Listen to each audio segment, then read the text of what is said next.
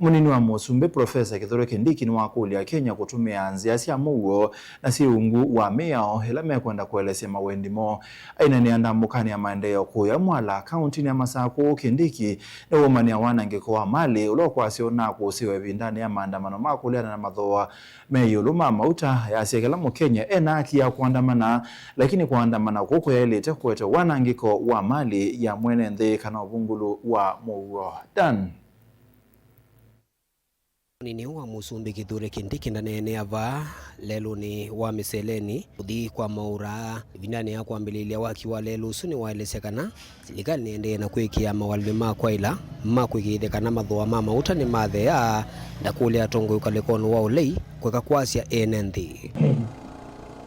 Juzi tumekuwa na mambo misukosuko kidogo kwa sababu mnajua vile kumekuwa na vita katika sehemu ya Mashariki ya kati ya Marekani na Iran na Israeli.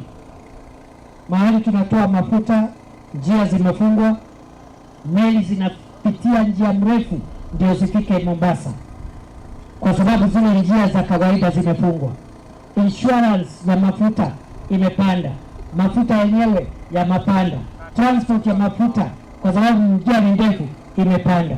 Na mimi nataka niwahakikishie serikali ya Kenya inafanya vyovyote vile kuhakikisha kwamba tumedhibiti hiyo bei, hata kama kuna hiyo msukosuko ndio wananchi wasiumie zaidi. Vile vile tumeweka pesa ya serikali in the last 2 months 12 billion shillings, actually 13 billion, ambayo ni ya kusaidia kupunguza hiyo bei.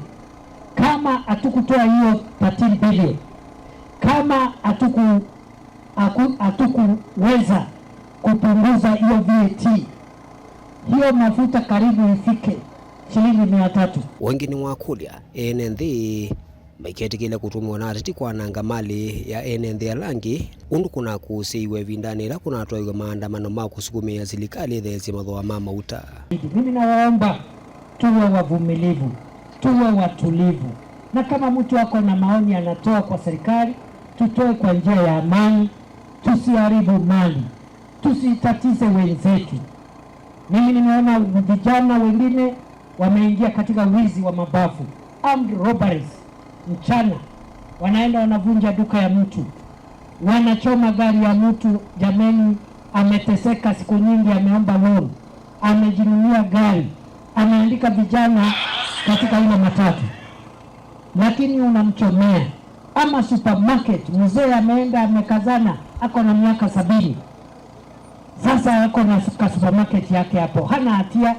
Yeye hafanyi kazi na serikali, yeye sio rais, sio deputy rais, sio MP. Unachoma mali ya mtu ambaye hana hatia kwa nini? Na mazingizio ati bei ya mafuta iko juu.